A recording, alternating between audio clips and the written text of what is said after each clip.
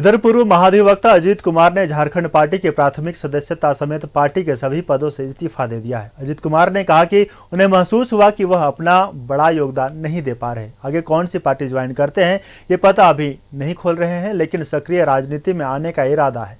इस्तीफा का कारण और भविष्य की योजनाओं पर अजीत कुमार से खास बातचीत की हमारे सहयोगी राजेश कुमार ने। महाधिवक्ता, प्रसिद्ध वकील और झारखंड पार्टी के कार्यकारी अध्यक्ष रह चुके अजीत कुमार जी हैं। इन्होंने पार्टी से इस्तीफा दे दिया है। क्यों दिया है, हम इनसे बात करेंगे सीधे। इस वर्ष कार्य किया है। मैं अपर महाधिवक्ता था, महाधिवक्ता रहा, चेयरमैन भी रहा झारखंड स्टेट बार काउंसिल का। तो झारखंड के लोगों की जो तकलीफ है, खास करके झारखंड के युवाओं की जो तकलीफ है, वो मैंने नज़दीक से देखा है, क्योंकि उनके मामले में करता हूँ। लगभग सभी राजनीतिक पार्टियों के लोग हमारे यहाँ आते हैं, उनका भी काम मैंने किया है। तो मन में भावना थी कि जो अनुभव है मेरा, उसका सही प्रयोग हो और झारखंड के लोगों को इसका लाभ मिले। मेरी अपनी योजना के अनुरूप चीज़ें नहीं हो रही थी, या मैं जो चाह रहा था उस तरह से पैन झारखंड या संपूर्ण झारखंड के लिए मैं पार्टी की योजना बनाने में सफल नहीं हो पा रहा था। तो ऐसी परिस्थितियां थी जब मैंने सोचा कि शायद झारखंड पार्टी में मैं अपनी योजनाओं को और अपने राजनीतिक भविष्य जिसके लिए मैं गया था उसको मैं फुलफिल नहीं कर पाऊंगा। इसलिए मैंने त्यागपत्र पार्टी से देने का मन बनाया और आज।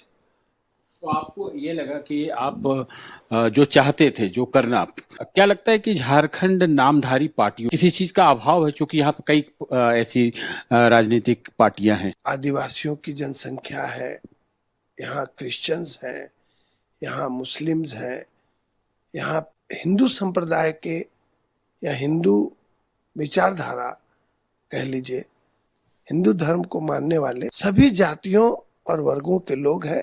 और यहाँ पिछड़े जाति के लोगों की बहुलता है।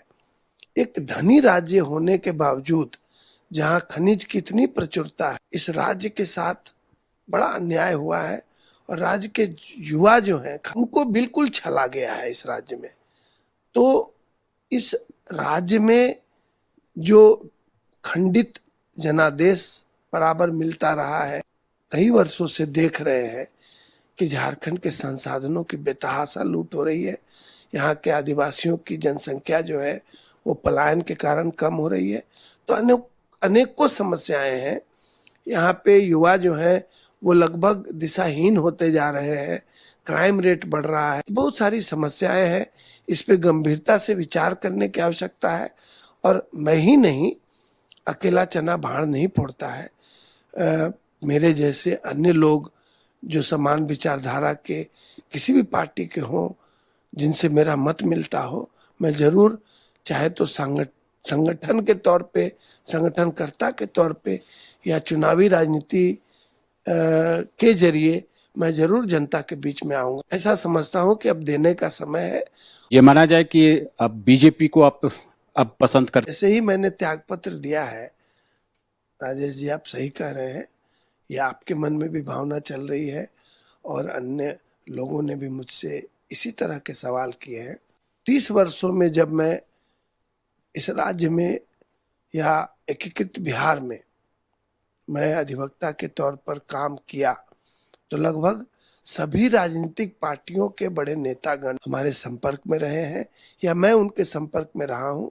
नीतिगत मामले जो राज्य के रहे हैं उसके विरुद्ध या उसके समर्थन में मैं न्यायालय में उपस्थित होता रहा हूँ। अभी तक यद्यपि नहीं तय किया है कि किस पार्टी में मैं जाऊंगा और किस पार्टी के साथ मुझे संगठन में रह करके काम करना है अथवा चुनाव की राजनीति करनी है, मैंने ये मन नहीं बनाया अभी।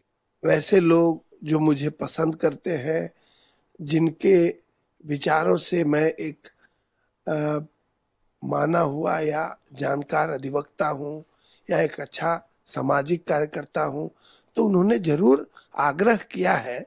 विभिन्न स्रोतों से भी ऐसा आग्रह लोगों ने किया है। ये लगभग नवंबर दिसंबर में ही तय है कि होगा चुनाव। इससे पहले और बिल्कुल कुछ दिनों में स्थिति स्पष्ट हो जाएगी। मैं कुछ छिपाता नहीं हूँ और राजनीति अगर करूँगा भी तो मैं साफ सुथरी राजनीति, सच बोलने वाली राजनीति करूँगा।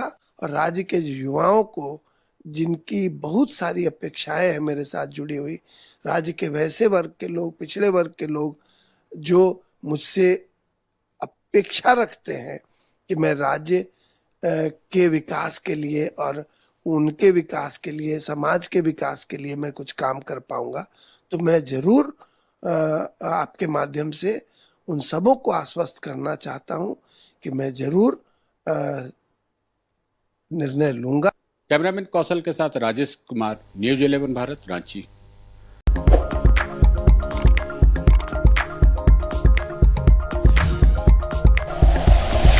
Like and share videos, subscribe करें हमारा चैनल और प्रेस करें बेल आइकॉन। न्यूज़ 11 भारत, सच है तो दिखेगा।